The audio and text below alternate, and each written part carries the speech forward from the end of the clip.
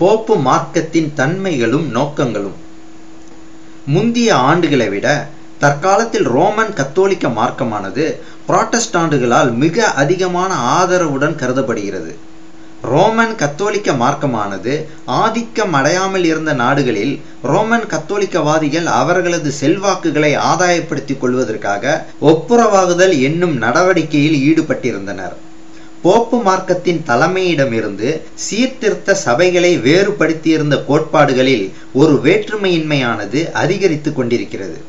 நாம் உத்தேசித்து கொண்டிருந்தது போல மிக முக்கியமான விஷயங்களில் நாம் அதிகமாக வேறுபட்டவர்களாக இல்லை. நமது பகுதியிலிருந்து உண்டாகக்கூடிய சிறு விட்டு கொடுத்தல்கள் ரோம் நகருடன் உள்ள உறவுகளை சீர்படுத்துவதற்கு கொண்டு வரும் என்னும் அபிப்பிராயமானது முன்னேற்றம் அடைந்து வருகிறது. மிக அருமையாக விலை கொடுத்து வாங்கப்பட்டிருந்த மனசாட்சியின் சுயாதீனத்திற்கு புராட்டஸ்டாண்டுகள் மதிப்பு கொடுத்திருந்த காலமாக அது இருந்தது.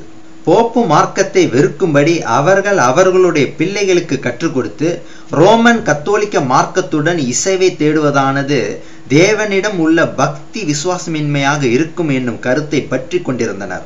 ஆனால் இப்பொழுது வெளிப்படையாக உணர்த்தப்படும் நுண்ணுணர்வுகள் விசாலமாக எந்த அளவில் மாறுபட்டவையாக உள்ளன.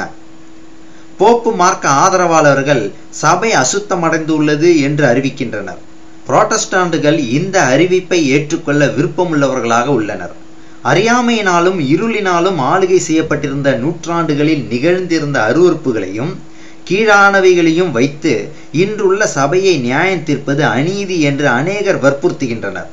அக்காலத்தில் நிகழ்ந்த காட்டு மிராண்டித்தனத்தின் பலனாக பயங்கரமான கொடுமைகளை அவர்கள் மன்னித்து நவீன கால நாகரிகத்தின் செல்வாக்குகள் அதன் நுண்ணுணர்வுகளை மாற்றிவிட்டது என்று அதற்காக பரிந்து பேசுகின்றனர்.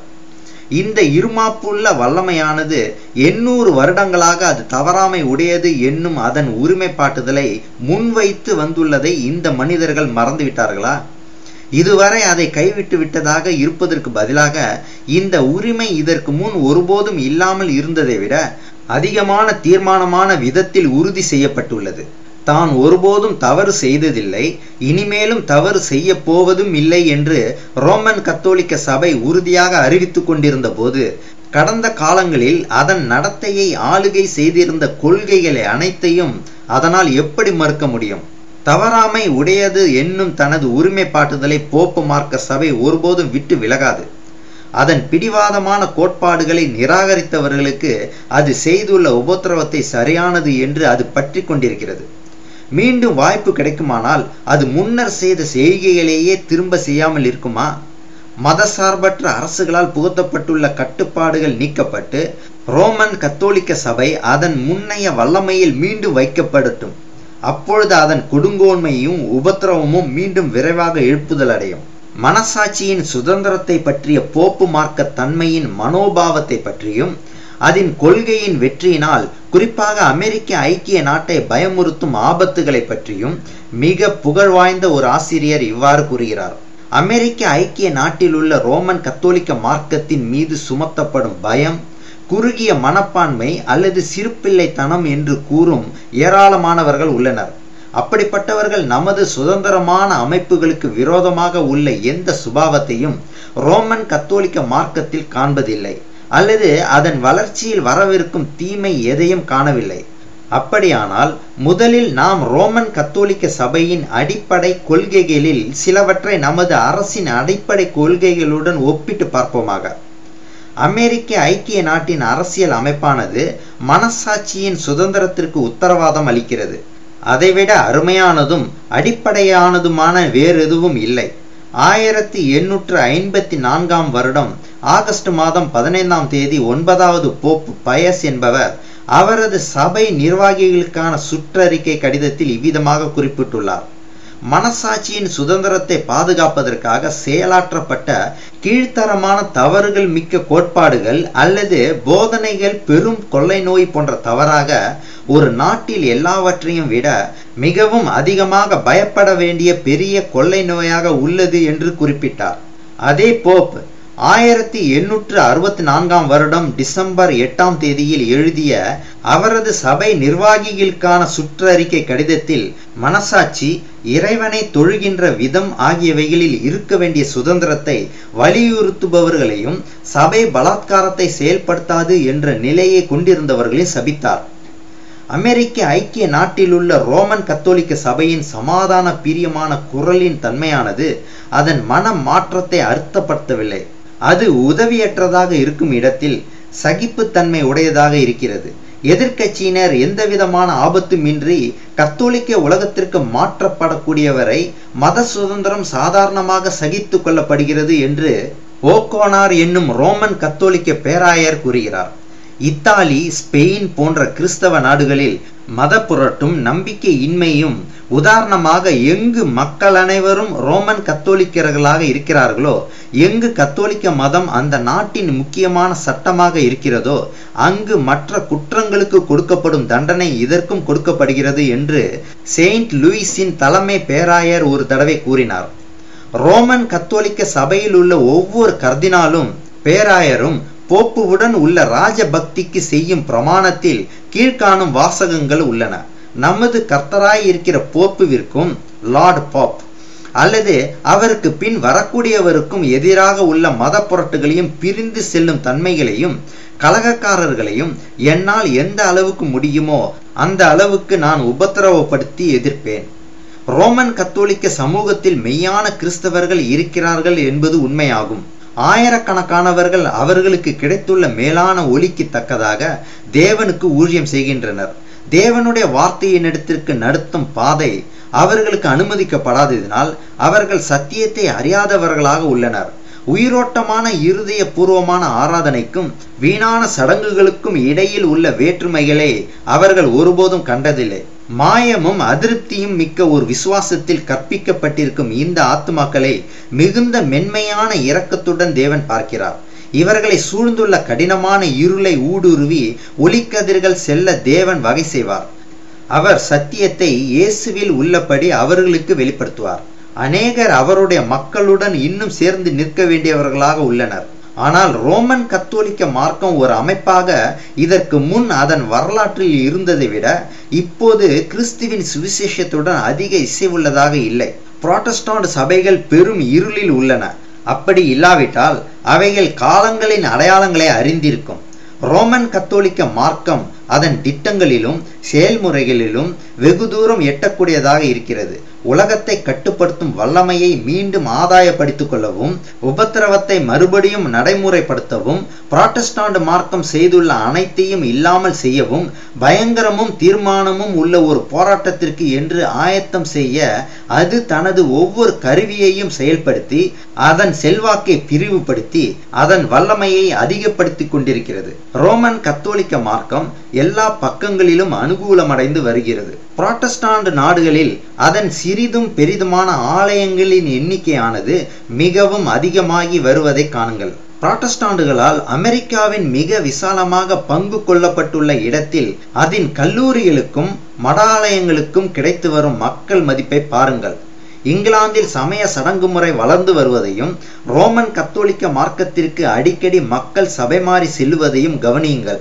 சுவிசேஷத்தின் தூய்மையான கொள்கைக்கு மதிப்பு கொடுப்பவர்களின் கவலையை இப்படிப்பட்ட செயல்கள் துயிலெழ செய்ய வேண்டும். பாப்பிஸ்டுகளே கண்டு வியக்கும் அளவுக்கும் காரணம் புரிந்து கொள்ள முடியாத அளவிற்கும் புராட்டஸ்டாண்டுகள் ரோமன் கத்தோலிக்க மார்க்கத்தின் காரியங்களில் குறுக்கிட்டு அதன் மாதிரியை பின்பற்றி அதனுடன் சமரசங்களையும் விட்டு கொடுத்தல்களையும் செய்துள்ளனர். ரோமன் கத்தோலிக்க மார்க்கத்தின் உண்மையான சுபாவத்தையும் அதன் மேலாதிக்கத்தில் இருந்து உண்டாகக்கூடிய பயப்படக்கூடிய அபாயங்களுக்கும் மனிதர்கள் தங்கள் கண்களை மூடிக்கொண்டுள்ளனர். சமூகம், மத சுதந்திரம் ஆகியவைகளுக்கு எதிரான இந்த பயங்கரமான எதிரியின் முன்னேற்றத்தை தடுப்பதற்காக மக்கள் எழுப்பப்பட வேண்டியது அவசியமாகும். கத்தோலிக்க மதம் கவர்ச்சியற்றது என்றும் அதன் ஆராதனை முறைகள் மந்தமான அர்த்தமற்ற சடங்காச்சாரங்கள் என்றும் அநேக புராட்டஸ்டாண்டுகள் அனுமானித்துக் கொண்டிருக்கின்றனர். இங்கு அவர்கள் தவறுகின்றனர். ரோமன் கத்தோலிக்க மார்க்கம் வஞ்சகத்தை அடிப்படையாக கொண்டதாக இருந்த போதிலும் அது அவலட்சணமான தோற்றத்தை உடையது அல்ல.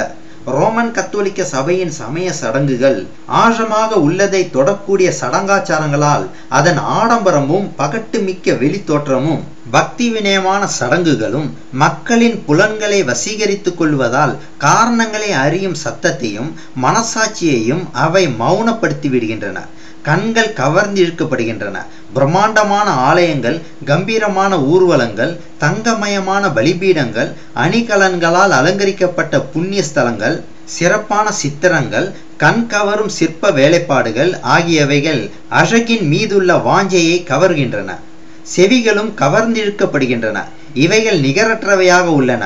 அதன் குவிந்த கூரை மண்டபத்தின் உட்புறங்களிலும் தூண்களின் மீதுள்ள மேடைகளிலும் அநேகரது இனிய இசை ஒலியுடன் கலந்து கொள்ளும் மிக ஆழமான ஒலி அமைப்புள்ள இசைக்கருவியின் அதாவது ஆர்கன் இசையும் கலந்து உயர எழும்பி நிறையும் போது அது மனதை வியப்பிலும் பக்தியிலும் நிரப்பி உணர்த்த தவறாது.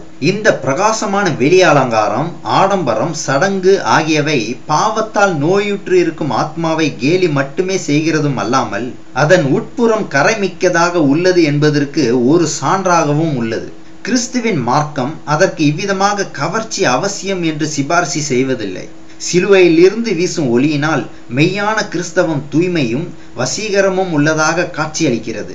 ஆகையால் அதன் உண்மையான மதிப்பை புறம்பான அலங்காரங்கள் எதினாலும் அதிகரிக்க செய்ய முடியாது. பரிசுத்தத்தினால் உண்டாகும் அழகு, எளிமையும் சாந்தமும் உள்ள ஆவி ஆகியவைதான் தேவனிடம் மதிப்புள்ளவையாக உள்ளன. நாகரீகத்தின் பகட்டு தூய்மைக்கும் உயர்ந்த சிந்தனைக்கும் ஒரு அடையாளமாய் இருக்கும் என்பது அவசியமல்ல. கலையை பற்றிய உயர்ந்த கருத்து, சுவை பற்றிய நுணுக்கம் ஆகியவை அடிக்கடி உலக பிரகாரமான புலன்களை சார்ந்திருப்பவர்களின் மனங்களில் உள்ளன. ஆத்மாவின் தேவைகளை மறந்துவிடவும் அழியாமை உள்ள எதிர்கால வாழ்க்கையை பற்றிய பார்வையை இழந்துவிடவும் அவர்களது முடிவில்லாத துணைவரிடமிருந்து அவர்களை வேறு பக்கம் திருப்பவும் இந்த உலகத்திற்கென்று வாழவும் மனிதர்களை நடத்திட இப்படிப்பட்ட செயல்கள் அடிக்கடி சாத்தானால் செயலாற்றப்படுகின்றன. புதுப்பிக்கப்படாத இருதயத்திற்கு புறத்தோற்றங்களான ஒரு மதம் கவர்ச்சி மிக்கதாக உள்ளது. கத்தோலிக்க ஆராதனை முறையில் உள்ள தந்திரமிக்க மதிமயக்கும் வல்லமையினால் அநேகர் வஞ்சிக்கப்படுவதனால் அநேகர் ரோமன் கத்தோலிக்க சபையை பரலோகத்தின் வாசல் என எண்ணி அதை பார்க்க வருகின்றனர். சத்தியம் என்னும் அஸ்திவாரத்தின் மீது தங்கள் பாதங்களை ஊன்றியிருப்பவர்களும் தேவனுடைய ஆவியினால் எவர்களுடைய இருதயங்கள் புதுப்பிக்கப்பட்டிருக்கின்றனவோ அவர்களும் அதன் செல்வாக்கிற்கு எதிரான சாட்சிகளாக உள்ளனர். கிறிஸ்துவை பற்றிய பரிசாந்தமான அறிவில்லாத ஆயிரக்கணக்கானவர்கள் வல்லமையில்லாத தெய்வ பக்தியின் தோற்றத்தை ஏற்றுக்கொள்ளும்படி நடத்தப்படுவார்கள். அப்படிப்பட்ட ஒரு மதத்தை தான் திரள் கூட்டமானவர்கள் விரும்புகின்றனர். மன்னிக்கும் உரிமை ரோமன் கத்தோலிக்க சபைக்கு உண்டு என்னும் அதன் உரிமை பாராட்டுதல் ரோமன் கத்தோலிக்கர்களை பாவம் செய்வதற்கு சுதந்திரம் உள்ளவர்களாக இருப்பதாக உணர செய்திருக்கிறது.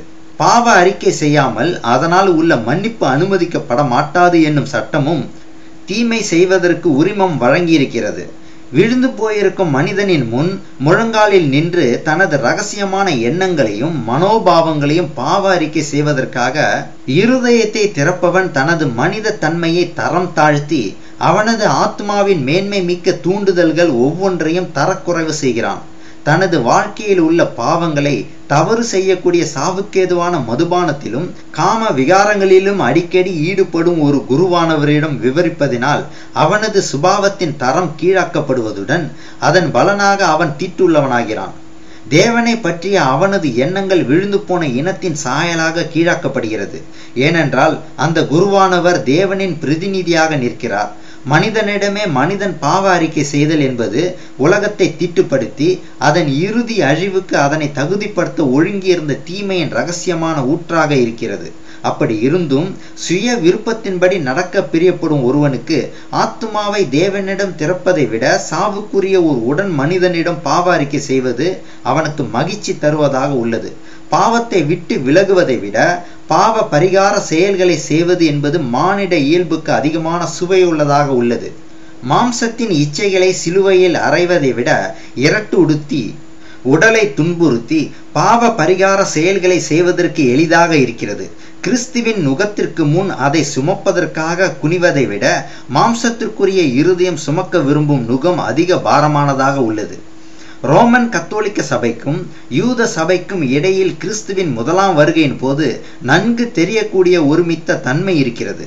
யூதர்கள் ரகசியமாக தேவனுடைய கற்பனையின் கொள்கைகள் ஒவ்வொன்றையும் காலின் கீழிட்டு மிதித்திருந்த போது வெளியில் தெரியும்படி அதன் பிரமாணங்களை கைக்கொள்வதில் கடுமையானவர்களாக இருந்தனர். நிர்பந்தமாக பணம் வசூல் செய்தல், பரிகாரம் செய்தல் ஆகியவைகளுக்கு கீழ்ப்படிவதை வேதனை மிக்கதாகவும் பாரமானதாகவும் ஆக்கியிருந்தனர். யூதர்கள் கற்பனையின் மீது பக்தி உள்ளவர்களாக இருப்பதாக கூறிக்கொண்டிருப்பதைப் போல ரோமன் கத்தோலிக்கர்கள் சிலுவையிடம் பக்தி செலுத்துவதாக கூறிக்கொள்ளுகின்றனர்.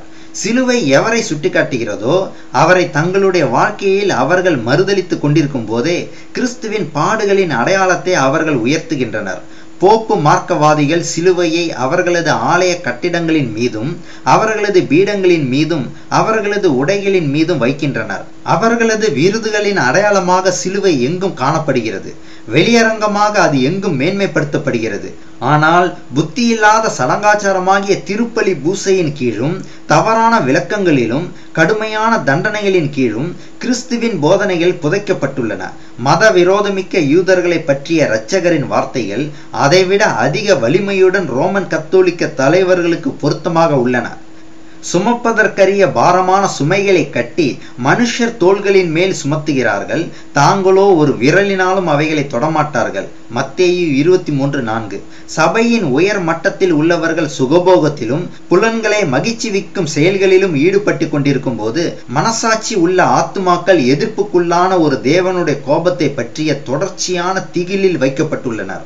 சிலைகளையும் புனித பொருட்களையும் வணங்குதல், பரிசுத்தவான்களிடம் வேண்டுதல் செய்தல், போப்புவை உயர்த்துதல் ஆகியவை மக்களின் மனங்களை தேவனிடமிருந்தும் அவரது குமாரனிடமிருந்தும் வேறு பக்கமாக கவர்ந்திடும் சாத்தானின் கருவிகளாக உள்ளன. அவர்கள் பாழாவதை நிறைவேற்ற எந்த ஒருவரின் மூலமாக மட்டுமே அவர்களால் ரட்சிப்பை காண முடியுமோ அவரை விட்டு அவர்களது கவனத்தை திருப்ப முயல்கிறான். மத்தேயு 11:28 வருத்தப்பட்டு பாரம் சுமக்கிறவர்களே, நீங்கள் எல்லாரும் என்னிடத்தில் வாருங்கள், நான் உங்களுக்கு இளைப்பாறுதல் தருவேன் என்று கூறியவரிடமிருந்து அவருக்கு பதிலாக இருக்கக்கூடிய வேறு ஏதாவது பொருளின் மீது கவனம் வைக்கும்படி அவன் அவர்களை திசை திருப்பினான். தேவனுடைய சுபாவம், பாவத்தின் தன்மை, மாபெரும் ஆன்மீக யுத்தத்தில் சிதையின் மீது இருக்கும் உண்மையான பிரச்சனைகள் ஆகியவைகளை தவறாக எடுத்து காட்டுவது சாத்தானின் இடைவிடாத முயற்சியாக உள்ளது. தெய்வீக பிரமாணத்தில் உள்ள கடமைகளை அவனது தந்திரங்கள் குறைத்து காட்டி மனிதனுக்கு பாவம் செய்ய உரிமம் வழங்குகிறது. அதே சமயத்தில் தேவனை பற்றிய தவறான கருத்துக்களை இருதயத்தில் வைத்து போற்றும்படி அவன் செய்து அதனால் அவர்கள் அவரை அன்புடன் நோக்குவதை விட பயத்துடனும் வெறுப்புடனும் நோக்கும்படி செய்கிறான். அவனது சுபாவத்தில் இருந்து வேறுபடுத்த முடியாததாக உள்ள கொடூரம் சிருஷ்டிகரின் மீது சுமத்தப்படுகிறது. அது மத சடங்குகளில் சேர்க்கப்பட்டு வழிபாட்டு முறைகளின் மனங்கள் குருட்டாக்கப்படவே சாத்தான் அவர்களை தேவனுக்கு எதிரான போரில் தனது ஏவலர்களாக சேர்த்து கொள்கிறான். தேவனின் குண நலன்களை திரிபு செய்வதனால் அஞ்ஞான மக்கள் தெய்வத்தின் அருளை பெறுவதற்கு நரபலி அவசியம் என நம்பும்படி நடத்தப்பட்டு அதனால் பலதரப்பட்ட விக்கிரக ஆராதனை முறைகளில் பயங்கரமான கொடூரங்கள் செயல்படுத்தப்பட்டன. அஞ்ஞான மார்க்கம், கிறிஸ்தவ மார்க்கம் ஆகியவைகளின் வடிவங்களை ரோமன் கத்தோலிக்க சபை ஒன்றுபடுத்தி அஞ்ஞான மார்க்கத்தை போல தேவனுடைய சுபாவத்தை தவறாக எடுத்துக்காட்டி அதைவிட தரக்குறைவானதாக கொடுமைகளையும் கலகங்களையும் செயல்படுத்தியது. ரோமன் கத்தோலிக்க சபையின் மேலாதிக்கத்தின் காலத்தில் அதன் கோட்பாடுகளுக்கு இணங்கும்படி வற்புறுத்துவதற்கென்று சித்திரவதை செய்யும் கருவிகள் இருந்தன. அதன் உரிமைகளுக்கு இணங்காதவர்களுக்காக அக்கினி கம்பங்கள் இருந்தன. நியாய தீர்ப்பு நாளில் வெளிப்படுத்தப்படும் வரை ஒருபோதும் அறிய முடியாத அளவில் ஏராளமான மக்கள் கொல்லப்பட்ட பயங்கரங்கள் நிகழ்ந்தன. சபையின் மேலானவர்கள் அவர்களது எஜமானான சாத்தானின் கீழ் முடிந்த அளவிற்கு பெரும் சித்திரவதைகளை செய்யவும் அதன் கீழானவர்கள் சாகாமல் வைக்கப்படுவதற்கு உபாயங்களை காண்பதற்கும் ஆராய்ச்சிகள் செய்திருந்தனர். அநேக காரியங்களில் இந்த கொடுமைகள் மனிதர்களின் தாங்கும் சக்தியின் எல்லை வரை இயற்கை அந்த போராட்டத்தை விட்டுவிடும் வரை அதாவது பாடுகளை அனுபவித்தனர். மரணமே இனிமையான விடுதலை என்று வாஞ்சிக்கும் வரை அந்த நரக கொடுமைகள் திரும்ப திரும்ப செய்யப்பட்டன. ரோமன் கத்தோலிக்க சபையின் எதிரிகளின் முடிவு அப்படிப்பட்டதாக இருந்தது. கசையடிகள், பஞ்சம் போன்ற பசியுடன் இருத்தல், இருதயத்தை நோயுற செய்யும் சகலவிதமான உடலை வருத்தும் செயல்கள் ஆகிய முறைகள் அதனை சார்ந்தவர்களாக ஏற்படுத்தப்பட்டிருந்தன. பாவத்திற்காக வருந்தி இருந்தவர்கள் பரலோகத்தின் ஆதரவை அடைந்து கொள்வதற்காக இயற்கையின் பிரமாணங்களை மீறினதினால் தேவ பிரமாணத்தை மீறினர். மனிதரின் அலைந்து திரியும் பூமிக்குரிய வாழ்க்கையில் அவர்களுக்கு ஆசீர்வாதமாகவும் மகிழ்ச்சி தருவதாகவும் இருக்கும்படி தேவன் ஏற்படுத்தியிருந்த உறவுகளை பீத்து எறியும்படி அவர்கள் போதிக்கப்பட்டிருந்தனர். தங்களது இயற்கையான ஆசைகளை நசுக்கி அடக்கும் வீணான முயற்சிகளில் தங்கள் வாழ்க்கையை கழித்து பலியான லட்சக்கணக்கானவர்களின் புதை குழிகளை உடையவையாக அதன் ஆலய வளாகங்கள் இருந்தன. நூற்றுக்கணக்கான வருடங்களாக தேவன் அறியாமல் இருந்தவர்களுக்கு நடுவில் மட்டுமின்றி கிறிஸ்தவ மார்க்கத்தின் இருதயத்திலும் கிறிஸ்தவ மார்க்கம் முழுவதிலும் சாத்தான் தீர்மானத்துடன் நடத்தியிருந்த கொடூரத்தின் வெளிக்காட்டுதலை நாம் புரிந்து கொள்ள விரும்பினால் ரோமன் கத்தோலிக்க மார்க்கத்தின் வரலாற்றை மட்டுமே பார்த்தால் போதுமானதாக இருக்கும்.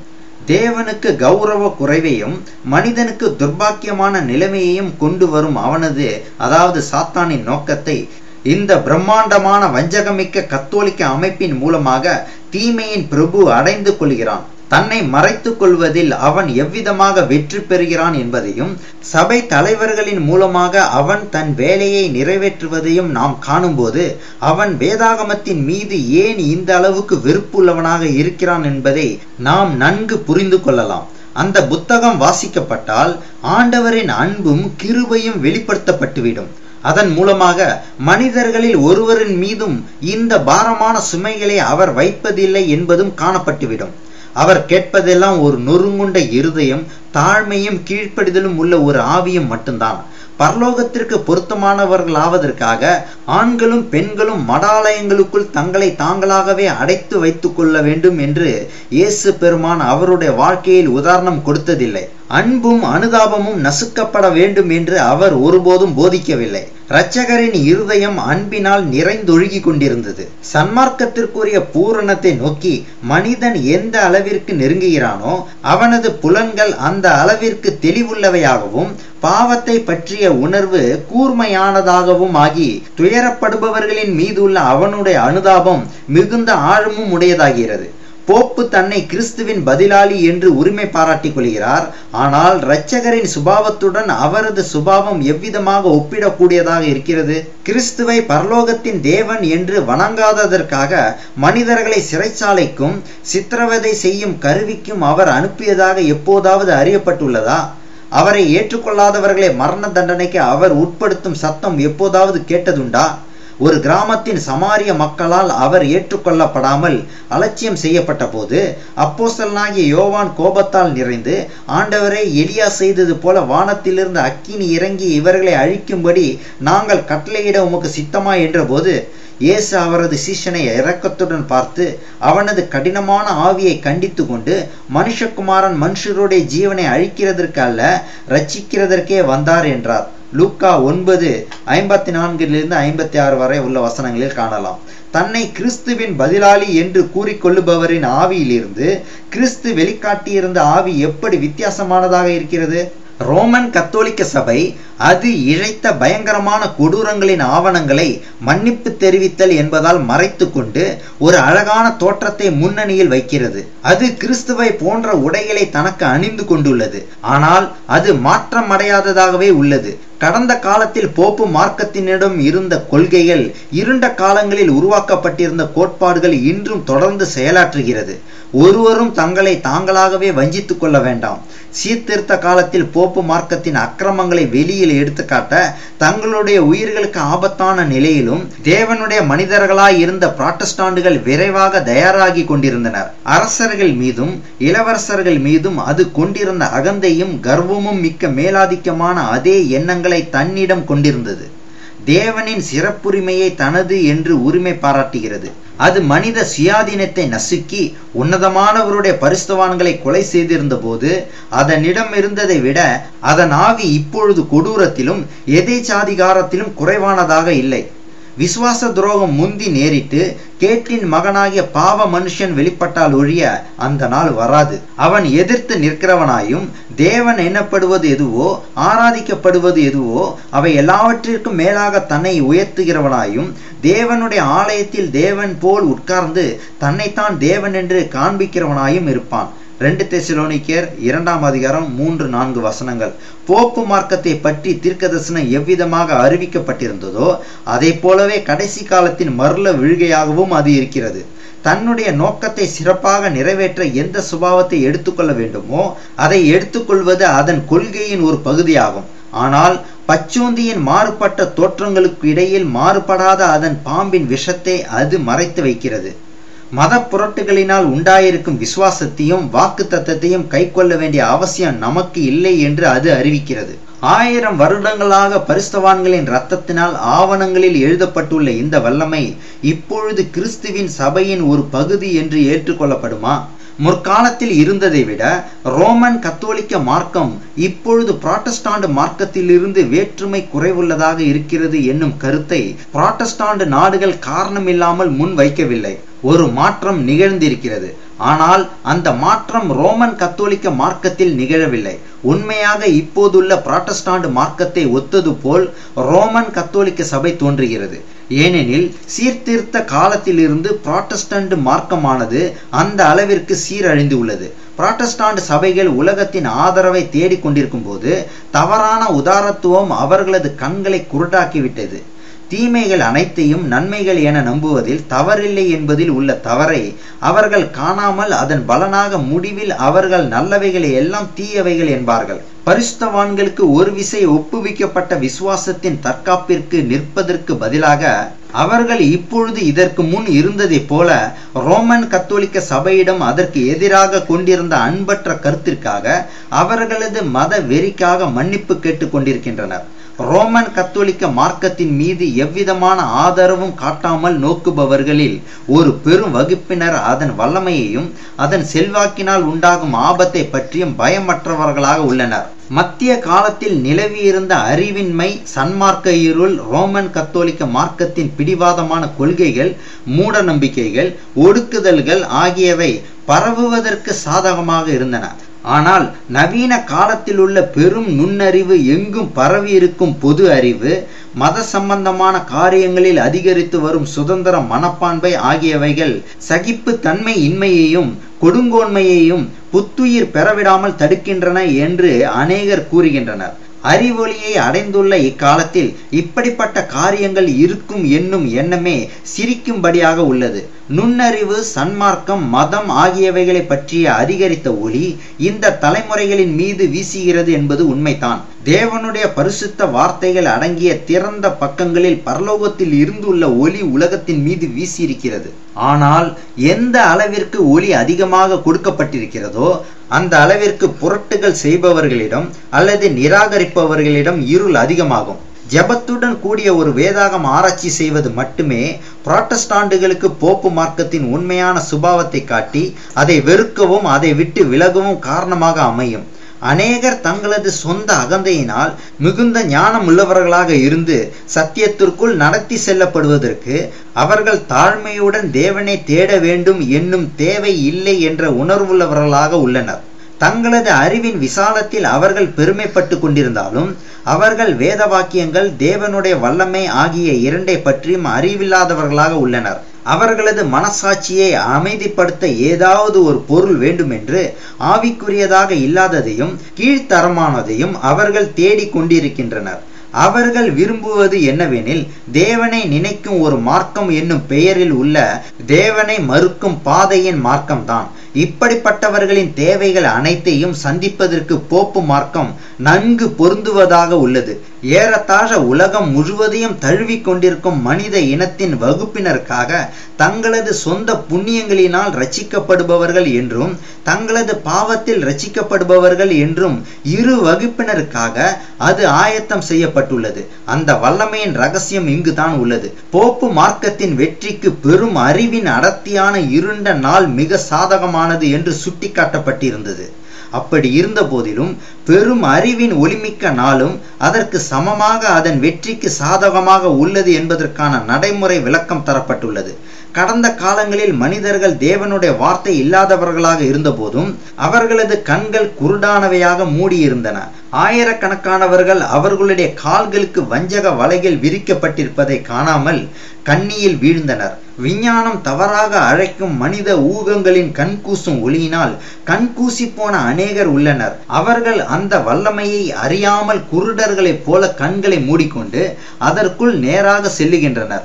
மனிதனுடைய நுண்ணறிவின் வல்லமைகள் அவனுடைய சிருஷ்டிகரிடமிருந்து அவனுக்கு கிடைத்துள்ள ஈவாக வைக்கப்பட்டு சத்தியம், நீதி ஆகியவைகளின் சேவைக்காக பயன்படுத்தப்பட வேண்டும் என்று தேவன் அவைகளை வடிவமைத்தார். ஆனால் பெருமையும் பேராசையும் இருதயத்தில் பேணப்படும் போது தேவனுடைய வார்த்தைக்கு மேலாக மனிதர்கள் தங்களுடைய சொந்த தத்துவ விளக்கங்களை உயர்த்தும் போதும் அது நுண்ணறிவு, அறியாமை ஆகியவைகளை விட அதிகமான பெரும் ஆபத்தை உண்டு பண்ணும். இருண்ட காலங்களில் போப்பு மார்க்கம் அறிவை முடக்கி வைத்து அது மிகவும் பெரிதாவதற்கான பாதையை திறந்தது. அதை போலவே போப்பு மார்க்கத்தை அதன் கவர்ச்சிகரமான வெளி தோற்றங்களுடன் ஏற்றுக்கொள்வதற்கான பாதையை ஆயத்தம் செய்வதில் வேதாகமத்தின் மீதுள்ள விசுவாசத்திற்கு வேட்டு வைக்கும் 19ஆம் நூற்றாண்டின் தவறான விஞ்ஞானம் வெற்றிகரமானது என்பதை மெய்ப்பிக்கும். ரோமன் கத்தோலிக்க சபைக்கும் அதன் பயனை பெறும் அமைப்புகளுக்கும் நாட்டின் அதாவது அரசாங்கத்தின் ஆதரவு தேவை என்று கோரும் இயக்கங்கள் அமெரிக்க ஐக்கிய நாட்டில் முன்னேறி வருகின்றன. இந்த காரியங்களில் புராட்டஸ்டாண்டுகள் போப்பு மார்க்கவாதிகளின் அடிச்சுவடுகளை பின்பற்றி கொண்டிருக்கின்றனர். அப்படி அல்ல.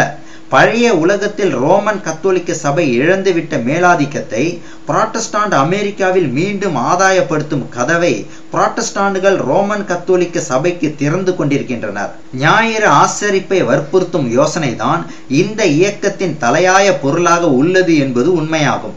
அஞ்ஞான ரோம மார்க்கத்தில் பிறந்த இந்த கோட்பாட்டை அதாவது ஞாயிறு ஆசரிப்பை ரோமன் கத்தோலிக்க சபை தனது அதிகாரத்தின் அடையாளம் என்று உரிமை பாராட்டுகிறது. தேவ பிரமாணங்களுக்கு மேலாக மனித பாரம்பரியங்களை துதிக்கின்ற உலக சம்பிரதாயங்களுக்கு இசைவான ஆவியாக போப்பு மார்க்கத்தின் ஆவி இருக்கிறது.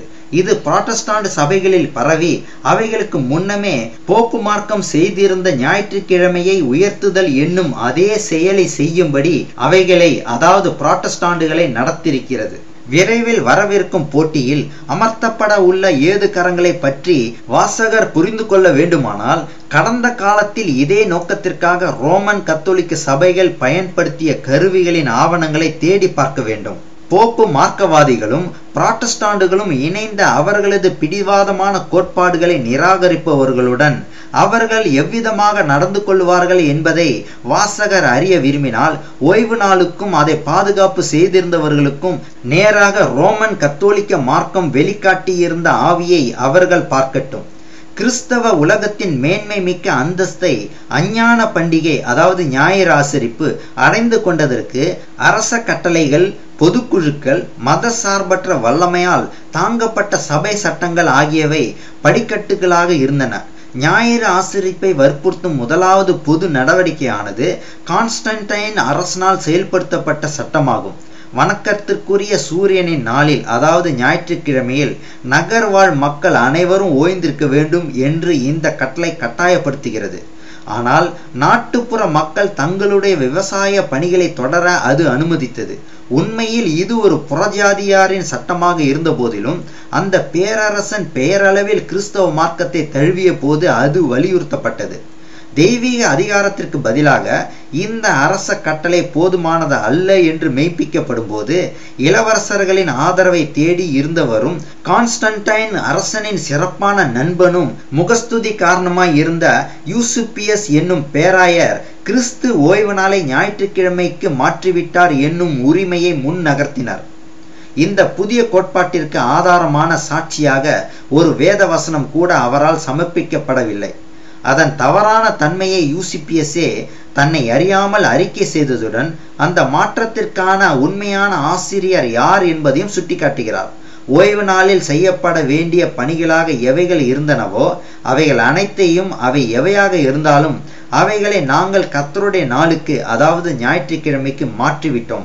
ஆனால் ஞாயிறு ஆசரிப்பு வாதம் அடிப்படை இல்லாததாக இருந்து கர்த்தருடைய ஓய்வு நாளை காலின் கீழ் மிதிப்பதற்கு மனிதர்களை தைரியப்படுத்த பயன்பட்டது. உலகத்தால் கௌரவிக்கப்பட வேண்டும் என்று விரும்பிய அனைவரும் மக்களின் மதிப்புள்ள அந்த பண்டிகை நாளை ஏற்றுக்கொண்டனர். போப்பு மார்க்கம் உறுதியாக ஸ்தாபிக்கப்பட்ட பின் ஞாயிற்றுக்கிழமையை உயர்த்தும் பணி தொடர்ந்தது. சில காலத்திற்கு மக்கள் ஆலயத்திற்கு செல்லாமல் விவசாய பணியில் ஈடுபட்டிருந்த போது இன்னும் 7ஆம் நாள் ஓய்வு நாளாகவே கருதப்பட்டிருந்தது. ஆனால் ஒரு மாறுதல் சீராக நிகழ்ந்தது. பரிசுத்தமான உத்தியோகங்களில் இருந்தவர்கள் ஞாயிற்றுக்கிழமைகளில் சமூக வழக்குகளில் தீர்ப்பு வழங்குவது தடை செய்யப்பட்டிருந்தது. அதன் பின் விரைவில் அனைத்து மனிதர்களும் அவர்கள் எந்த அந்தஸ்தில் இருந்தாலும் அவர்கள் எந்த வேலையை செய்பவர்களானாலும் சுதந்திரமானவர்களாக இருந்திருந்தால் அபராதம் என்னும் தண்டனையுடனும் வேலைக்காரர்களாக இருந்திருந்தால் கசையடி என்னும் தண்டனையுடனும் வேலையிலிருந்து நீக்கும்படியும் கட்டளையிடப்பட்டிருந்தனர். பின்பு செல்வந்தர்கள் அவர்களது சொத்துக்களில் பாதியை இழக்க வேண்டும் என்ற தண்டனையும், முடிவாக அதற்கு மேலும் பிடிவாதமானவர்களாக இருந்தால் அடிமைகளாக்கப்பட வேண்டும் என்ற கட்டளையும் பிறப்பிக்கப்பட்டது. கீழான வகுப்பை சார்ந்தவர்கள் நிரந்தரமாக புறக்கணிக்கப்பட்டிருந்தனர். அற்புதங்களும் கூட தேவைப்படுத்தப்பட்டிருந்தன. மற்ற ஆச்சரியங்களுக்கு இடையில் ஞாயிற்றுக்கிழமைகளில் நிலத்தை உழுவதற்காக சென்ற பண்ணையால் ஒருவன் உழுவதற்கு ஆரம்பிப்பதற்காக தன் கலப்பையை இரும்பினால் சுத்தம் செய்த போது அந்த இரும்பு அவனது கரத்தை துளைத்து நின்றது. மிக அதிகமான வேதனையுடனும் வெட்கத்துடனும் அவன் அதை 2 வருடங்களாக சுமந்து கொண்டு திரிந்தான் என்ற செய்தி பரப்பப்பட்டது. அதன் பின் ஞாயிற்றுக்கிழமையை மீறுபவர்களால் அவர்களுக்கும் அயலார்களுக்கும் பேராபத்து உண்டாகாமல் இருப்பதற்காக அவர்கள் ஞாயிற்றுக்கிழமைகளில் ஆலயத்திற்கு சென்று பிரார்த்தனை செய்ய வேண்டும் என்று பங்கு குருவானவர் விரும்புகிறார் என்ற எச்சரிக்கை செய்யும்படி குருமார்களுக்கு போப்பு கட்டளையிட்டார். மக்கள் ஞாயிற்றுக்கிழமைகளில் வேலை செய்து கொண்டிருந்ததினால்தான் மின்னலினால் தாக்கப்பட்டனர். எனவே அது ஓய்வு நாளாகத்தான் இருக்கக்கூடும் என்ற குருமார்களின் ஆலோசனை குழு ஒன்று எழுப்பிய பெரிய வாதம் எங்கும் பரவிய போது அதை புராட்டஸ்டாண்டுகளும் கூட பயன்படுத்தினர்.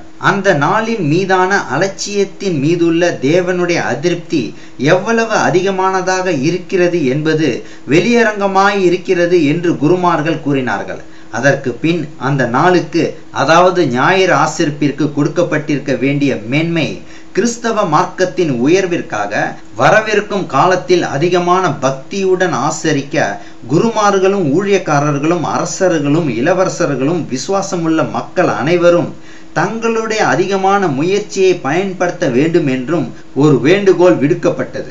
ஆனால் ஞாயிற்றுக்கிழமையை ஆசரிப்பதற்கு வேதவாக்கிய ஆதாரம் இல்லாமல் இருந்ததினால் உண்டான திகைப்பு கொஞ்சமல்ல. சூரியனுடைய நாளை மேன்மைப்படுத்துவதற்காக 7ஆம் நாளோ உன் தேவனாகிய கர்த்தருடைய ஓய்வு நாள் என்ற யெகோவாவின் திட்டமான அறிவிப்பை ஒரு பக்கமாக ஒதுக்கி வைக்கும் தங்களுடைய ஆசிரியர்களின் உரிமையை குறித்து மக்கள் கேள்விகள் கேட்கின்றனர். வேதாகம சான்று இல்லாமல் இருந்ததை நிரப்பிட பிற அவசர செயல்கள் தேவையாக இருந்தன. 12ஆம் நூற்றாண்டின் முடிவில் இங்கிலாந்து சபையை சந்தித்த ஞாயிற்றுக்கிழமைக்காக வைராக்கியமாக பரிந்து பேசியிருந்த ஒருவர் சத்தியத்திற்கு விசுவாசமான சாட்சிகளாக இருந்தவர்களால் தடுக்கப்பட்டார். அவருடைய முயற்சிகள் பலன் தராதவையாக இருந்ததினால் அவரது போதனையை வலுப்படுத்தும் உபாயங்களை கண்டுபிடிப்பதற்காக அவர் சிறிது காலத்திற்கு அந்த நாட்டை விட்டு பிரிந்து சென்றார். அவர் திரும்பி வந்தபோது அந்த தேவை, அதாவது ஞாயிறு ஆசரிப்பிற்கான காரணங்கள் நிரப்பப்பட்டிருந்ததினால் அவரது பிந்திய ஊழியத்தில் அவர் பெரும் வெற்றி அடைந்தார். ஞாயிற்றுக்கிழமையை ஆசரிப்பதற்கு வேண்டிய கட்டளையையும் அதற்கு கீழ்ப்படியாதவர்களுக்கு வரவிருக்கும் திகிலூட்டும் பயங்கரமான பயமுறுத்தல்களும் அடங்கிய தேவனாலேயே எழுதி கொடுக்கப்பட்டது என்று தோன்றும் விதமாக இருந்த ஒரு சுருளை அவர் தன்னுடன் கொண்டு வந்தார். அது எந்த அமைப்பை ஆதரித்திருந்ததோ அதை போன்ற கீழ்த்தரமும் போலியுமான ஒன்றான இந்த வெளியேறப்பெற்ற ஆதாரம் பரலோகத்தில் இருந்து விழுந்து எருசலேமில் கொல்கொதாவில் உள்ள பரிசுத்த சிமியோனின் பீடத்தின் மீது காணப்பட்டது என்றும் சொல்லிக் கொள்ளப்பட்டது. ஆனால் உண்மையில் அது புறப்பட்டிருந்த இடம் ரோம் நகரில் உள்ள போப்புவின் அரண்மனை தான். ஏமாற்றுகளும் பொய் கையெழுத்துகளும் எல்லா காலங்களிலும் சபையின் வல்லமையையும் செழுமையையும் பெருக்கிக் கொள்ள சட்ட ரீதியானது என்று போப்பு மார்க்க தலைவர் உயர்வாக்கினார். அந்த சுருள் 9ஆம் மணி நேரத்திலிருந்து, அதாவது சனிக்கிழமை பிற்பகல் 3 மணியில் இருந்து திங்கட்கிழமை காலை சூரிய உதயம் வரை வேலை செய்வதற்கு தடை விதித்திருக்கிறது. அதன் அதிகாரம் அநேகமான அற்புதங்களினால் உறுதிப்படுத்தப்பட்டுள்ளதாக அறிவிக்கப்பட்டது. அந்த குறிப்பிட்ட நேரத்திற்கு மேல் வேலை செய்தவர்கள் கை கால் விளங்காத வாத நோயினால் தாக்கப்பட்டனர் என்றும் கூறப்பட்டது. ஒரு அரவை ஆலை உரிமையாளர் தானியத்தை அரைக்க முயன்ற போது மாவு வருவதற்கு பதிலாக ரத்தம் பெருமழை போல் வருவதையும், அதுவும் அல்லாமல் அதை இயக்கியிருந்த பலத்த தண்ணீர் ஓட்டத்திற்கு இடையிலும் அந்த அரவை ஆலையின் சக்கரம் நின்று விட்டதையும் அவர் கண்டார். ஒரு இஸ்திரி பிசைந்த மாவை அடுப்பில் வைத்த பின் தீ நன்கு சூடாக எரிந்திருந்த போதிலும் அந்த பிசைந்த மாவு வேகாமல் பச்சையாகவே இருப்பதை கண்டார். வேறொரு இஸ்திரி அதை போலவே ரொட்டி சுடுவதற்காக மாவை பிசைந்து ஆயத்தம் செய்த பின், அதாவது சனிக்கிழமை பிற்பகல் 3 மணி ஆகிவிட்டதனால் 9ஆம் மணி ஆகிவிட்டதால் அந்த பிசைந்த மாவை அப்படியே வைத்து விட்டாள். திங்கட்கிழமை காலையில் அவள் அந்த பாத்திரத்தை எடுத்து பார்த்தபோது அந்த பிசைந்த மாவு தெய்வீக வல்லமையால் ரொட்டி துண்டுகளாக மாறி இருப்பதை கண்டாள். சனிக்கிழமை 9ஆம் மணி நேரத்திற்கு பின் ஒரு மனிதன் ரொட்டி சுட்டு அதை மறுநாள் காலையில் சாப்பிட்ட போது அதிலிருந்து ரத்தம் புறப்பட்டு வந்தது. இப்படிப்பட்ட கீழ்த்தரமான மூட நம்பிக்கை மிக்க கட்டுக்கதை அமைப்புகளினால் ஞாயிற்றுக்கிழமைக்காக பரிந்து பேசினவர்கள் அதன் பரிசுத்தத்தை நிலவரப்படுத்த முயன்றனர். இங்கிலாந்தை போலவே ஸ்காட்லாந்திலும் பண்டைய ஓய்வு நாளின் ஒரு பகுதியை ஞாயிற்றுக்கிழமையுடன் பிணைத்ததின் மூலமாக ஞாயிற்றுக்கிழமை ஒரு மதிப்பை அடைந்தது. ஆனால் பரிசுத்தமாக ஆசரிக்கப்பட வேண்டும் என்று இருந்த நேரம் மாறுபட்டது. சனிக்கிழமை நண்பகல் 12 மணியில் இருந்து பரிசுத்த நேரமாக கணக்கிடப்பட்டு அந்த நேரத்தில் இருந்து திங்கட்கிழமை காலை வரை எந்த மனிதனும் உலக பிரகாரமான தொழிலில் ஈடுபடக்கூடாது என்று ஸ்காட்லாந்து அரசனிடமிருந்து வந்த ஒரு கட்டளை அறிவித்தது. மேலும் அத்துடன் அல்லாமல் ஞாயிற்றுக்கிழமையின் பரிசுத்தத்தை நிலைநிறுத்த சகலவிதமான முயற்சிகளும் மேற்கொள்ளப்பட்டு போப்பு மார்க்கவாதிகள் அவர்களாகவே ஓய்வு நாளின் தெய்வீக அதிகாரத்தை அதற்கு பதிலாக ஏற்படுத்தப்பட்டுள்ள, அதாவது ஞாயிறு ஆசரிப்பின் மனித ஏற்பாட்டின் தோற்றத்தையும் பகிரங்கமாக அறிக்கை செய்தனர். கிறிஸ்தவர்களாகிய நாங்கள் ஓய்வு நாளை கர்த்தருடைய நாளுக்கு, அதாவது ஞாயிற்றுக்கிழமைக்கு மாற்றி இருந்த போதிலும் 7ஆம் நாள் தான், அதாவது சனிக்கிழமை தான் தேவனால் பிரதிஷ்டை செய்யப்பட்டு யூதர்களால் மட்டுமே அது பெற்றுக்கொள்ளப்பட்டு ஆசரிக்கப்பட்டிருந்தது என்பது மட்டுமின்றி தேவனை தொழுகிறோம் என்று கூறிக்கொண்டிருக்கும் மற்ற அனைவராலும் ஆசரிக்கப்பட்டிருந்தது என்பதை அனைத்து கிறிஸ்தவர்களும் நினைவில் வைத்துக் கொள்வார்களாக என்று 11ஆம் நூற்றாண்டில் இருந்தே போப்புவின் ஒரு ஆலோசனை குழு தெளிவாக அறிவித்தது. தெய்வீக பிரமாணத்தை பொய்யாக திருத்தியிருந்தவர்கள் செய்த வேலையின் தன்மையை பற்றி அறியாமை உள்ளவர்களாக இருக்கவில்லை. அவர்கள் தெரிந்து வேண்டுமென்றே ஆலோசனை செய்து தங்களை தேவனுக்கும் மேலாக வைத்துக் கொண்டனர். ரோமன் கத்தோலிக்க சபையுடன் இணங்காதவர்களுக்கு எதிராக இருந்த அதன் கொள்கையை நீண்ட காலமாக வால்டேனியர்களுடன் நடத்தியிருந்த இரத்தம் சிந்திய உபத்திரவம் நன்கு தெரியும்படியாக படம் பிடித்து காட்டியது. அந்த வால்டேனியர்களில் சிலர் ஓய்வு நாளை ஆசரிப்பவர்களாக இருந்தனர். மற்றவர்கள் 4ஆம் பிரமாணத்தின் மீது கொண்டிருந்த கற்பு நெறிக்காக அதே விதமாக பாடுகளை அனுபவித்தனர்.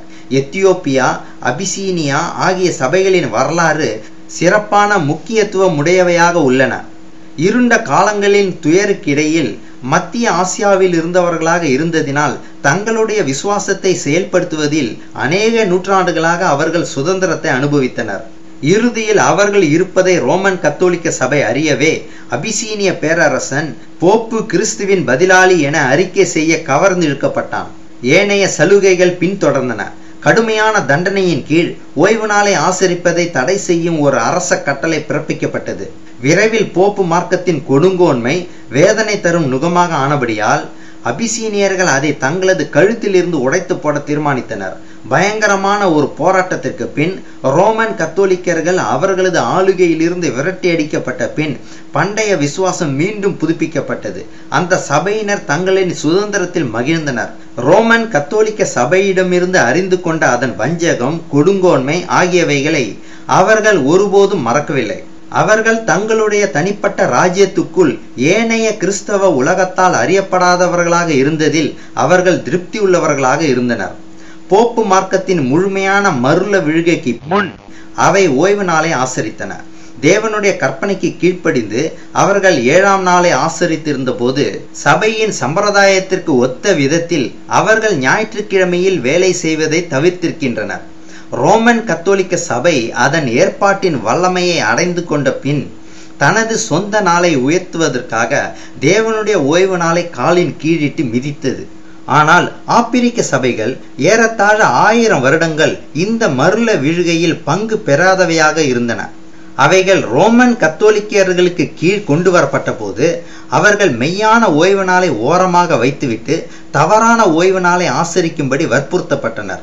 ஆனால் அவர்கள் தங்களுடைய சுதந்திரத்தை மறுபடியும் அடைந்த உடனேயே அவர்கள் 4வது கற்பனைக்கு கீழ்ப்படிவதற்கு மறுபடியும் திரும்பி வந்தனர். மெய்யான ஓய்வு நாளுக்கும் அதன் தற்காப்பாளர்களுக்கும் நேராக ரோமன் கத்தோலிக்க சபைக்கு உள்ள பகைமையையும் அது உண்டு பண்ணின அமைப்பை உயர்த்துவதற்காக அது கையாளும் வகைகளையும் கடந்த கால ஆவணங்கள் தெளிவாக வெளிக்காட்டுகின்றன. ஞாயிற்றுக்கிழமையை உயர்த்துவதற்காக போப்பு மார்க்கத்தினரும் புராட்டஸ்டாண்டுகளும் ஒற்றுமைப்படும்போது பழைய செயல்களின் கோர காட்சிகள் திரும்பவும் செய்யப்படும் என்பதை தேவனுடைய வார்த்தை போதிக்கிறது. ஆட்டுக்குட்டிக்கு ஒப்பாக 2 கொம்புகளையுடையதாக இருந்த அந்த மிருகமே பூமியும் அதன் குடிகளும் போப்பு மார்க்கத்தை வணங்கும்படி செய்யும் வல்லமை படைத்த சிறுத்தையை போல் இருந்தது என்று வெளிப்படுத்தல் 13ஆம் அதிகாரத்தில் தீர்க்க தரிசனமாக அடையாளப்படுத்தப்பட்டிருக்கிறது. அந்த 2 கொம்புகளை உடைய மிருகம் பூமியின் குடிகளிடம் மிருகத்திற்கு ஒரு சொரூபம் பண்ண வேண்டும் என்று சொல்ல வேண்டியதாகவும் இருக்கிறது. மேலும் அது சிறியோர், பெரியோர், ஐஸ்வர்யவான்கள், தரித்திரர், சுயாதீனர், அடிமைகள் யாவரும் மிருகத்தின் முத்திரையை பெற்றுக்கொள்ளும்படி அது அனைவருக்கும் கட்டளையிட வேண்டியதாகவும் உள்ளது. ஆட்டுக்குட்டியை போன்ற கொம்புகளையுடைய மிருகமானது அமெரிக்க ஐக்கிய நாட்டை எடுத்துக்காட்டும் வல்லமையாக உள்ளது என்பது காட்டப்பட்டிருக்கிறது. ரோமன் கத்தோலிக்க சபையானது அதன் விசேஷமான மேலாதிக்கத்தின் அங்கீகரிப்பு என்று உரிமை பாராட்டும் ஞாயிற்றுக்கிழமையை ஆசரிக்கும்படியான சட்டத்தை அமெரிக்க ஐக்கிய நாடு வற்புறுத்தும் போது இந்த தீர்க்க தரிசனம் நிறைவேறும். ஆனால் போப்பு மார்க்கத்திற்கு இந்த வணக்கத்தை செலுத்துவதில் அமெரிக்க ஐக்கிய நாடு மட்டும் தனியானதாக இருக்காது. ஒரு காலத்தில் ரோமன் கத்தோலிக்க சபையின் ஆளுகையை அங்கீகரித்திருந்த நாடுகளில் அதன் செல்வாக்கு இன்னும் அழிக்கப்படாததாகவே உள்ளது. அதன் வல்லமை மீண்டும் திரும்பி வரும் என்று தீர்க்க தரிசனம் இவ்விதமாக முன்னறிவிக்கிறது. அதன் தலைகளில் ஒன்று சாவுக்கேதுவாய் காயப்பட்டிருக்க கண்டேன். ஆனாலும் சாவுக்கேதுவான அந்த காயம் சுஸ்தமாக்கப்பட்டது.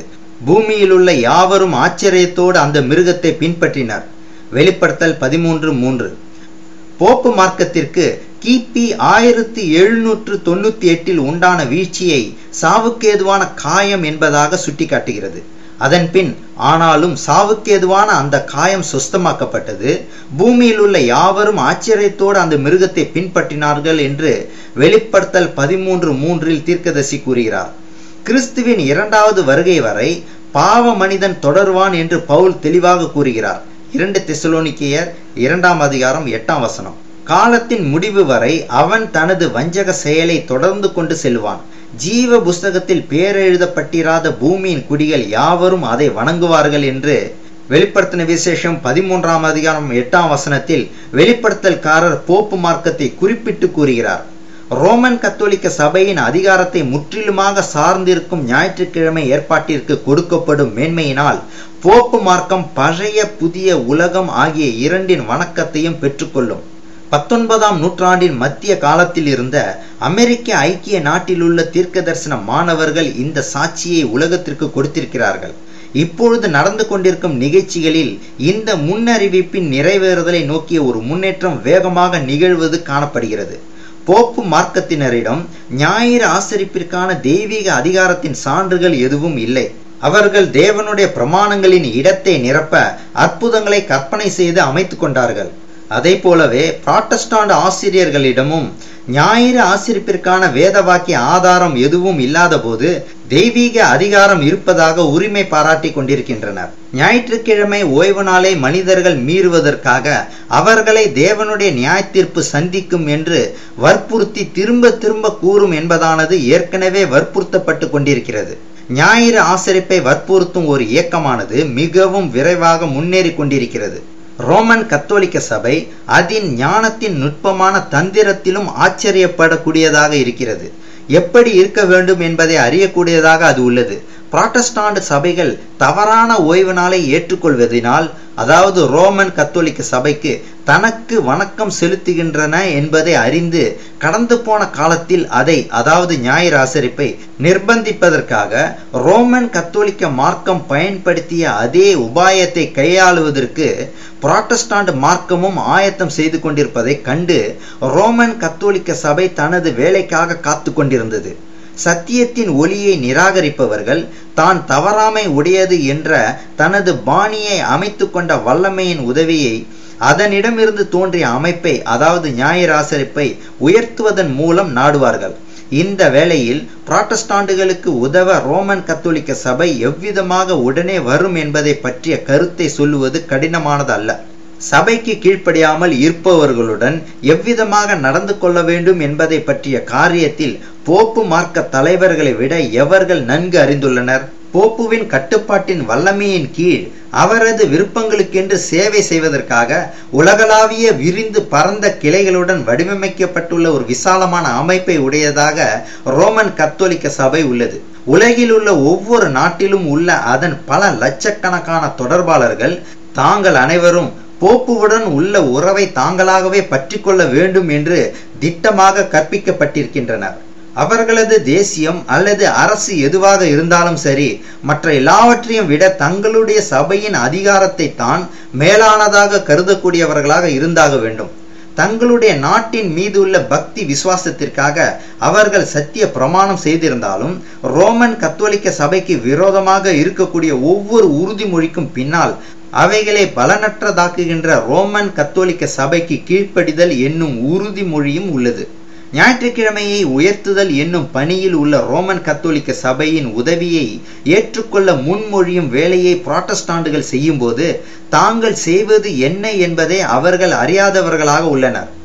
தங்களது நோக்கத்தை நிறைவேற்றுவதில் அவர்கள் முனைந்தவர்களாக இருக்கும்போது ரோமன் கத்தோலிக்க சபை தனது வல்லமையை மீண்டும் ஸ்தாபிக்கவும் இழந்து போன அதன் மேலாதிக்கத்தை திரும்பவும் அடைந்து கொள்வதையுமே இலக்காக கொண்டுள்ளது.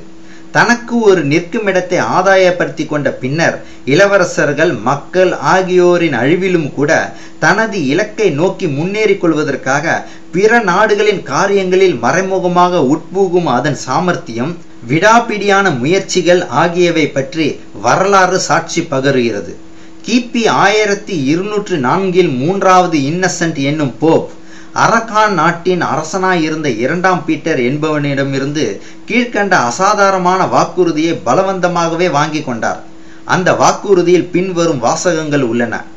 அரகான் நாட்டின் அரசனாயிருக்கும் பீட்டராகிய நான் எனது கர்த்தராயிருக்கும் போப் இன்னசென்ட் அவர்களுக்கும் அவரது கத்தோலிக்க வாரிசுகளுக்கும் ரோமன் கத்தோலிக்க சபைக்கும் எப்பொழுதும் விசுவாசமுள்ளவனாக இருப்பதுடன் அவருக்குள்ள கீழ்ப்படிதலில் விசுவாசத்தை பாதுகாத்து நிற்கவும் துன்மார்க்கமான மத விரோதத்தை உபத்திரப்படுத்தவும் செய்வேன் என்ற எனது வாக்குத்தத்தத்தை அறிக்கை செய்கிறேன். பேரரசர்களை நீக்குவதும் அநீதியான ஆளுகைக்கு கீழ்ப்பட்டிருப்பவர்களை விடுதலை செய்வதும் அவரால் முடியக்கூடிய சட்டத்திற்குட்பட்டதாகவும் உள்ளது என்பது ரோம் நகரின் பேராயருக்குள்ள வல்லமையை பற்றிய உரிமை பாராட்டுதலுக்கு இசைவுள்ளதாக இருக்கிறது. அதன் ஆதாரம் ரோம சபை சுதந்திரம் 6வது அதிகாரம். ரோமன் கத்தோலிக்க சபை ஒருபோதும் மாறுவதில்லை என்ற அதன் பெருமைமிக்க பேச்சு நமது ஞாபகத்தில் இருக்கட்டும். 7ஆம் கிரகோரி, 3ஆம் இன்னசென்ட் ஆகியோரின் கொள்கைகள் தான் இப்போதும் ரோமன் கத்தோலிக்க சபையின் கொள்கைகளாக உள்ளன. அதற்கு பழைய வல்லமை இருந்தால் கடந்து போன நூற்றாண்டுகளில் அவைகள் செயலாற்றி இருந்ததை போலவே அதே பலத்துடன் இப்பொழுதும் செயலாற்றும். நாட்டின் வல்லமையை சபை நடப்பிக்கலாம் அல்லது கட்டுப்படுத்தலாம் என்னும் கொள்கை அமெரிக்க ஐக்கிய நாட்டில் ஏற்படுத்தப்பட்டும் சமய சார்பற்ற சட்டங்களினால் சமய சார்புள்ள ஆசரிப்புகளை வற்புறுத்தலாம் என்னும் நிலைமை உண்டாகட்டும். சுருக்கமாக கூறப்போனால் சபையின் அதிகாரமும் அரசும் சேர்ந்து மனசாட்சியின் மீது ஆதிக்கம் செலுத்தலாம் என்னும் நிலை உண்டாகட்டும். அப்போது அந்த நாட்டில் ரோமன் கத்தோலிக்க சபையின் வெற்றி நிச்சயமானதாகிவிடும். வர இருக்கும் ஆபத்தை பற்றி தேவனுடைய வார்த்தை எச்சரிப்பு கொடுத்து கொண்டிருக்கிறது. அது செவிசாய்க்கப்படாமல் இருக்குமானால் புராட்டஸ்டாண்ட் உலகமானது ரோம சபையின் வஞ்சக வலையில் இருந்து விடுதலை பெறுவதற்கு மிகவும் பிந்திவிட்ட சமயத்தில் தான் ரோமன் கத்தோலிக்க சபையின் உண்மையான நோக்கம் என்ன என்பதை அது உணர்ந்து கொள்ளும். அது வல்லமையை நோக்கி மௌனமாக வளர்ந்து கொண்டிருக்கிறது. சட்டமன்றங்களிலும் சபைகளிலும் மனிதர்களின் இருதயங்களிலும் அதன் கோட்பாடுகள் செல்வாக்கை செலுத்தி கொண்டிருக்கின்றன. அதன் ரகசியமான இடைவேளிகளில் முந்திய உபத்திரவங்களை மீண்டும் செய்வதற்காக அது தன் திரண்ட உயரமான உருவத்தை அமைத்து கொண்டு வருகிறது. அதன் நேரம் வரும்போது தாக்குதலை நடத்துவதற்காக திருட்டளவாகவும் சந்தேகப்படாத விதத்திலும் அது தன் படைகளை பலப்படுத்தி வருகிறது. அது விரும்புவதெல்லாம் அதற்கு சாதகமான இடம்தான். அது அதற்கு ஏற்கனவே கொடுக்கப்பட்டு கொண்டிருக்கிறது. ரோமன் கத்தோலிக்க சபையின் உள்ளார்ந்த நோக்கம் என்ன என்பதை நாம் அனைவரும் விரைவில் காணுவோம், விரைவில் உணர்வோம். தேவனுடைய வார்த்தையின் மீது எவர்கள் நம்பிக்கை வைத்து அதற்கு கீழ்ப்படிவார்களோ அவர்கள் அதனால் நிந்தனையையும் உபத்திரவத்தையும் அனுபவிப்பார்கள்.